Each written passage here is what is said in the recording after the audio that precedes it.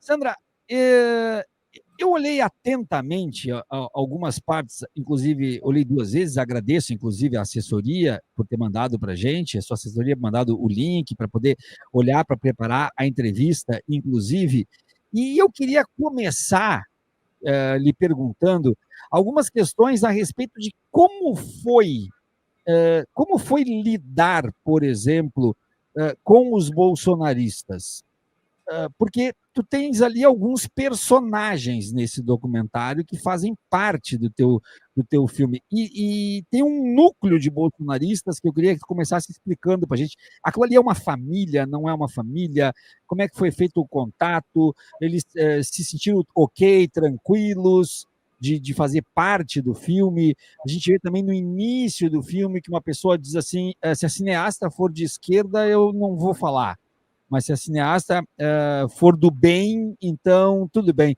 Conversa um pouquinho com a gente sobre essa questão dos personagens bolsonaristas que fazem parte do teu filme. Tá bom, vamos lá. Então, esse era quase assim, um filme impossível de fazer, né? Porque como é que você vai construir uma relação de confiança mínima com os personagens se a gente está vivendo um momento de total falta de diálogo e se o filme também quer falar sobre isso, né? Foi um desafio enorme. O filme até começa desse jeito, com essa fala, porque eu achei importante mostrar de cara, assim, olha, a gente está partindo daqui, disso aqui. Foi um esforço gigantesco, tinha gente que não topava de cara, tinha gente que topava e depois no meio desistia, desaparecia. Mas eu acho que uma coisa que ajudou, primeiro que a gente filmou durante muitos meses, durante um ano, mais de um ano, e isso foi ajudando a construir uma relação de confiança, assim. Depois eu sempre fui muito clara, eu sempre fui muito transparente, assim, eu sempre disse o que eu pensava e sempre falei, olha, eu não estou aqui para te convencer de nada, eu tenho uma curiosidade, eu gostaria de tentar entender o que você pensa, como você está vendo, e eu sempre fui procurando esse diálogo. Foi um desafio enorme, né? No filme acho que a gente vê isso bem, mas eu também acho, e foi por isso que eu tentei isso, eu acho que não tem muito outro jeito, sabe? Eu acho que a gente tem que tentar isso, a gente tem que olhar. Eu, no filme, a gente olha para esses personagens, tentando olhar para eles como pessoas e não como tipos, sabe?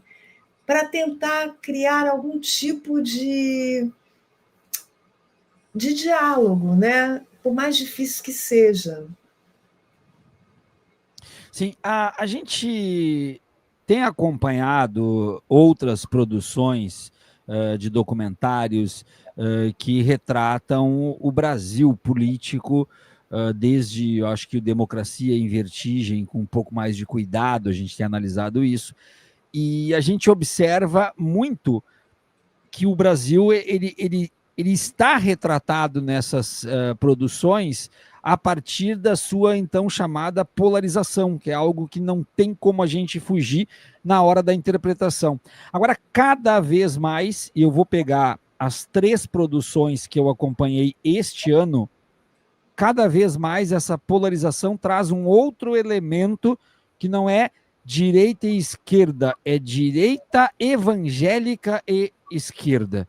Esse elemento dos evangélicos está presente, então, no documentário, só para citar os 3 que eu acompanhei com mais intensidade: o documentário do ICL, o novo documentário da Petra Costa e agora o teu filme. Nesses 3 filmes, eu até me surpreendi, porque eu pensava que no teu eu não teria este elemento. Não tive com a mesma intensidade dos outros 2, que praticamente focam no Malafaia, mas também está ali no teu filme esse elemento dos evangélicos. Isso entrou como um objetivo na produção do filme ou entrou porque aquele núcleo bolsonarista não consegue desconectar do seu lado evangélico? É o seguinte, a gente queria falar da questão política dentro de casa, no dia a dia, com o cidadão comum, né? No filme não tem os grandes nomes, e a ideia era tentar entrar na vida desses personagens através deles, inclusive, assim. Ele é evangélico? Ah, então vamos olhar para isso. Como é que é a família? Como é que é a rotina? Esse personagem é caminhoneiro. Como é que são os colegas? O que eles conversam quando eles estão na estrada?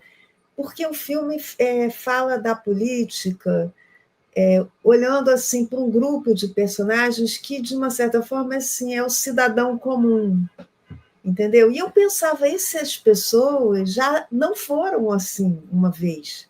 O que aconteceu? Como é que eles foram tão capturados e entraram nessa realidade paralela? Então, essa família é evangélica, isso é uma coisa muito grande na vida deles e tal, então a gente foi entrando nisso com eles. É claro que isso é importantíssimo, né? A gente sabe, então isso conta muito de uma. Enfim, eu também, de novo, é uma questão que a gente tem que olhar, porque como é que isso tomou esse tamanho na vida dessas pessoas e como é que elas foram sendo capturadas por isso, até entrar numa espécie de realidade paralela, né? Então, toda essa coisa evangélica entrou assim. Agora, uma outra coisa que me parece muito relevante de tudo aquilo que está no teu filme, eu quero, antes de mais nada, se não fiz, faço agora, parabenizar pelo trabalho, Obrigada. de uma contribuição para o nosso contexto, para a atualidade muito grande.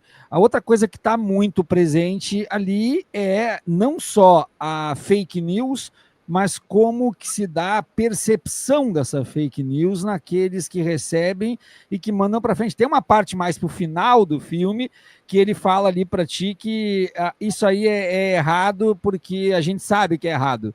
A gente tem uma percepção de que isso é errado, né? E aí, quando é feita a pergunta para ele, tá, mas como que é essa percepção? Ah, isso é um dom que Deus dá. Tá, mas dá para uns e não dá para outros. Ele dá o dom de acordo com como ele quer dar o dom. Então tem essa questão da predestinação, ficou muito claro para ti, né? De nós somos os escolhidos e por isso a gente tem o dom de saber o que é certo ou errado. É muito impressionante, assim, ele fala que ele está barrado no Instagram, esse é outro personagem, não é o caminhoneiro, porque ele está postando, porque é eleitor de Bolsonaro e está postando coisas contra o comunismo, alertando contra o comunismo, vídeos. Aí eu falo para ele, mas e você não cogita que esses vídeos possam ser falsos? Aí tem essa conversa. Ele fala, não, a gente sabe quando é falso e quando não é. Eu falo, como é que você faz para saber? Aí ele fala, porque Deus dá o dom da percepção. Então, é isso, assim, quando, ao longo desses muitos meses que a gente gravou e conversou e tal, eu pedia para eles me mandarem os vídeos que eles estavam recebendo e compartilhando. Queria ter um pouco uma ideia do que era que eles estavam vendo, porque também eu reparava, era muito impressionante, que era uma máquina tão bem feita e tão avassaladora, que qualquer coisa que eu falasse, ele falava assim, não, mas eu vi num vídeo que não é assim, sabe? Alguém já tinha pensado uma resposta para qualquer argumento. Era muito impressionante, assim. E a quantidade de fake news, a quantidade de vídeos que eles assistiam, eles me mandavam todo dia. Então, também é uma coisa que a gente tem que tentar olhar e tentar furar, é um bloqueio, é um muro, né? Para tentar conseguir algum tipo de comunicação. Eu acho que no filme foi um enorme esforço, né? Quando você vê o filme, você vê que milagre não tem, né? Já que a gente está falando de. Não, com certeza.